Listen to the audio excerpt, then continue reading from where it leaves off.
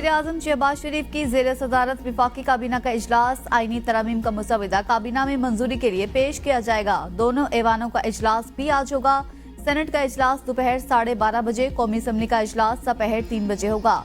आईनी तरमीम का मुसवदा खुसूसी कमेटी से मंजूर शुदा आईनी तरमीम का ड्राफ्ट भी सामने आ गया। ड्राफ्ट के मुताबिक चीफ जस्टिस की तकर्रुरी 3 साल की मुद्दत के लिए होगी। चीफ जस्टिस 3 साल मुद्दत पूरी करके रिटायर्ड हो जाएंगे, चाहे रिटायरमेंट की उम्र ना हो। 3 सीनियर जजों में से एक को चीफ जस्टिस बनाने की तजवीज। चीफ जस्टिस की तैनाती पार्लियामेंट की खुसूसी कमेटी की सिफारिशात पर होगी। सीनियर जजों में से एक के इनकार पर अगले सीनियर जज का नाम शामिल किया जाएगा। खुसूसी कमेटी में पार्लिमानी जमातों के तनासुब से अरकान शामिल किए जाएंगे। खुसूसी कमेटी चीफ जस्टिस के रिटायरमेंट से कबल के 14 दिन में सिफारिशात भेजेगी।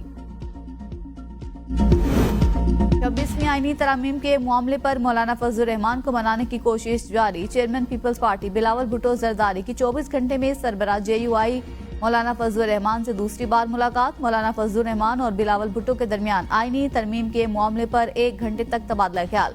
बिलावल भुट्टो ने फजलुर रहमान से मुकालमा करते हुए कहा कि ख्वाहिश थी आप इस तरमीम पर हमारी हिमायत करते। JUI के सरबराह ने जवाब में कहा, तहरीक इंसाफ ने बानी से मुशावरत के लिए वक्त मांगा है। तरमीम के लिए हुकूमत का तरीकेकार दुरुस्त नहीं। मुलाकात में पीपल्स पार्टी के रहनुमा मुर्तजा वहाब और नवीद कमर भी मौजूद थे। हमारा मुतालिबा मानना पड़ेगा, बराबरी की अदालत बनाना पड़ेगी। अपोजिशन मेरे लिए दरवाजे बंद कर देगी तो मजबूरन इस रास्ते पर चलना पड़ेगा जो मुतनाज़े और पसंदीदा नहीं। बिलावल भुट्टो जरदारी का हैदराबाद में जलसे से खिताब। कहा, शहीद बीबी का एक मुतालिबा आईनी अदालत बनाना भी था जिसमें तमाम सूबों को बराबर की नुमाइंदगी मिलनी थी। पाकिस्तान के अवाम आईनी अदालत के मुतालिबे के साथ खड़े हैं। शहीद बेनजीर भुट्टो के नामुकम्मल मिशन को मुकम्मल करके दिखाएंगे। अदालत को जो भी नाम दे इसमें बराबरी की नुमाइंदगी होनी चाहिए। तरमीम से विफाकी अदालत में मौजूद 1 यूनिट खत्म हो जाएगा। जस्टिस काजी फाइज ईसा को सलाम पेश करते हैं।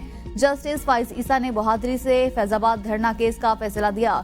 काजी फाइज ईसा ना रहे फिर भी हमारा मुतालिबा है कि बराबरी की अदालत कायम हो।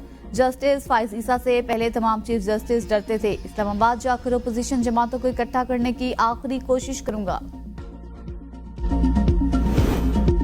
बिजली और गैस सेक्टर में गर्दिशी कर्जे पर काबू पाने का मिशन। हुकूमत का सार्फिन के लिए हर किस्म की सब्सिडी से हाथ खींचने का फैसला। IMF को एनर्जी टैरिफ लागत से हम आहंग करने की यकीन दहानी करा दी। 15 फरवरी 2025 से गैस टैरिफ में इजाफा करने का फैसला। किसी किस्म की सब्सिडी और बगैर सार्फिन से बिजली और गैस की मुकम्मल पैदावारी लागत वसूल की जाएगी।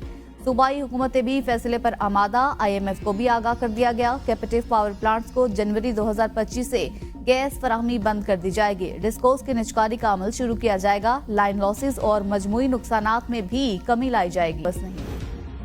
और कौमी टीम का दौरा ऑस्ट्रेलिया। टीम के सिलेक्शन के लिए सिलेक्टर्स की मुशावरत जारी। 1-2 रोज में टीम का ऐलान कर दिया जाएगा। मोहम्मद रिजवान टीम की कप्तानी के लिए मजबूत उम्मीदवार। दौरा ऑस्ट्रेलिया के लिए बाबर आजम, शाहीन शाह अफरीदी और नसीम शाह की भी वापसी होगी। टीम ने 29 अक्टूबर को ऑस्ट्रेलिया रवाना होना है।